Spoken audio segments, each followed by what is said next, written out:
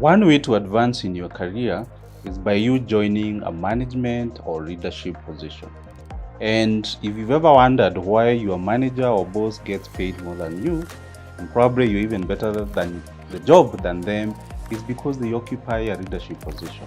Think about the late Bob Corimo. He made news, I think 4 or 5 years ago, when he disclosed how much he used to earn. And I believe the figure is close to 10 million shillings a month.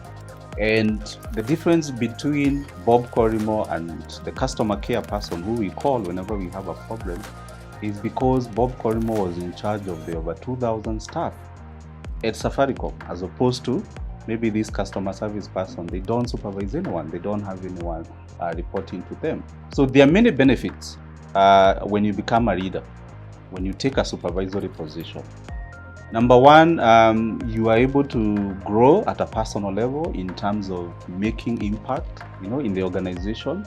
Then you're able even to be part of decision making. When you don't have anyone you're supervising, when you're just an ordinary employee, a lot of times what you get is instructions from your boss.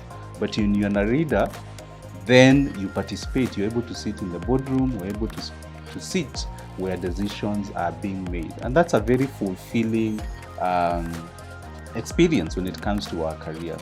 But a lot of times when I meet professionals, when I engage professionals, many of them, you see, there's this fear of being a leader. There's this fear of taking up a leadership position. In fact, some of them, when they seek me for career coaching services, they tell me, Paminas, I'm feeling that I'm stuck in my position. But also this idea of becoming a leader, supervising others, whereas there are opportunities I've seen in that direction, I'm a bit reluctant, to become a manager, to become a supervisor. And there are various reasons why professionals feel this way. Number one, it could be the fear of the unknown. Being a leader is something new, and you don't know what it has in store. And some individuals, I've seen people being promoted, and within a short time, they've not been able to perform and they've been let go. Then there's the issue of how do you deal with colleagues? All of a sudden here, you are part of the team, you could gossip about the boss, but here now you are the boss. How do you deal in such situation? There's also this aspect of human beings. Everyone wants to be in good books with people. But when it comes to you being a leader, it's about you making tough decisions. And sometimes you not make people happy. You not make everyone happy. So people know that. At the back of their mind, they know that. And then that makes them fear being a leader. So today's video is to encourage you to realize that it's a journey. Being a leader is a journey. And for me, I've been a leader now for over 12 years.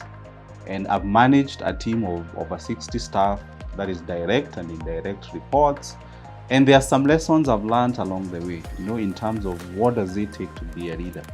And for me, I normally say that it's been an interesting journey because for those who've watched my previous videos, you know that my first profession was in finance. I was an accountant, and then later I transitioned to HR. If you asked me at the age of 24 whether I wanted to become a HR and a leader at that matter, I would have told you no. But things worked the way they worked, and I'm very happy at the space that I am at. So today I'll share with you 5 tips for those of you who are sitting on the fence. You're not decided on whether to become a leader or not, or you are really looking forward to being a leader, but fear is holding you back. My first advice to you is that you have to trust yourself and your ability. Reason being, it doesn't take a special human being to be a leader. It just takes the confidence within you to believe that you have something to offer. And it's given. If you're really looking to advance in your career, you have to become a leader at some point. And just to go back to that example I gave about Bob Corimo. You've seen people rise from an entry-level position, an internship, to where they become CEOs. A good example being the Centum CEO, Mr. James Moria. He started as an intern. Chris Kirubi hired him as an intern. They didn't know each other. He was hired on the strength of his papers. And now, he's been the Centum CEO for over 10 years. I believe James believed in his skills, in his ability, and he didn't look upon himself and thought, wow, I started as an intern. What can I offer Chris Kirubi? He believed in himself. So even you do have something to offer. And the starting point is whenever you have something in your mind telling you you should be going for that position, it's a high time you did that. Then trust your instincts and pursue that goal of you becoming a leader. On to my second point, if you're looking to succeed as a leader, if you're looking to become a leader, then don't fear criticism. Why? Any decision you make as a leader, you'll have people supporting you and others against you. It doesn't matter how good the decision is. For example, I'll give the example of HR professionals. Sometimes you advocate for the welfare of the employees, and indirectly, yes, it can cost the company, but indirectly, it will lead to the staff being motivated and them doing their best. And when you give that suggestion, you might find someone in finance saying, no, this will increase our wage bill, now our payroll is high, and such kind of things. If you come and tell people that Saturday is a flexi day, some people don't know, they don't have anything to do on Saturday. So they'll be saying, no, we need to be working on Saturday. So you always find people for and against you as a leader.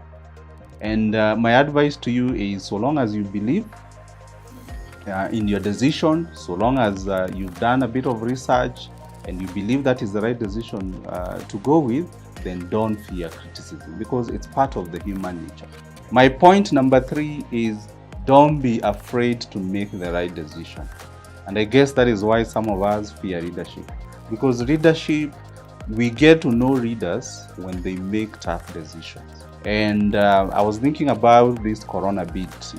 It's been how many months now? Close to 20 months from March 2020 to date. And I was putting myself in the shoes of the president, Uhuru Kenyatta. And I was thinking, because we're always complaining, why can't he open the cafe? Why can't he do this? And I was thinking, maybe based on the information that he has more information obviously than us. Maybe that is why he's making this tough decision of, the country still being on curfew. And I know majorities of us are not happy. Even me, I'm not happy when I have a meeting and it has to end at 7 because I have to go home, to beat the curfew and all that. But then again, it's the prerogative of the president to make this tough decision. And if the right decision means people will not be happy, then you just have to go with that decision. So do your research, talk to people, investigate, and when it comes to the time of making the right decision, whatever you come up with, then it's the responsibility of the people to follow you. Then point number 4, and this is something that I've even experienced at a personal level, is don't be afraid of making mistakes. I've made many mistakes myself as a leader, whether it's hiring, whether it's letting someone go, whether it's the issue of motivating the staff. So we never get it right all the time. And it just goes without saying, as a human being, you make mistakes. You'll be thinking that whatever decision you're making, it's the betterment of the organization or the individual, but things don't always work out the way we've planned them, and that's the reality. So if you are there sitting at your desk thinking, wow, if I become a leader and I make a mistake, what will happen? What I can guarantee you is that the world will not end. Tomorrow the sun will rise the same time it rises, and life has to go on. Part of being a leader is embracing that you are a human being and you not always get it right. So continue making decisions. You not always get all the decisions right. The thing to do is improve on your decision making. So if you look at the last decision you made and it wasn't the right decision, and it's because you are emotional, it's because you are short of time and that is why you settled on a decision, then you can say, okay, the way I'll improve is next time I'm making decision is I'll sleep over it. I'll give it 24 hours before I settle on a decision, and that way you keep on improving. And lastly, and this is something that whenever you are supervising people, most of us fear, is that fear of speaking out. So whether you're giving feedback to someone in regards to their performance, whether you are calling out someone in terms of their bad behavior, as a leader, you always be required to speak out. And I know this is something that is not easy to most of us. It doesn't come naturally. Why? because we feel people want to be right and you don't want to criticize someone. You might be feeling that, criticizing this person will drive a wedge between you and them. But I'm here to encourage you and to tell you, so long as you keep it professional, then don't fear speaking out, because it is your responsibility as a leader.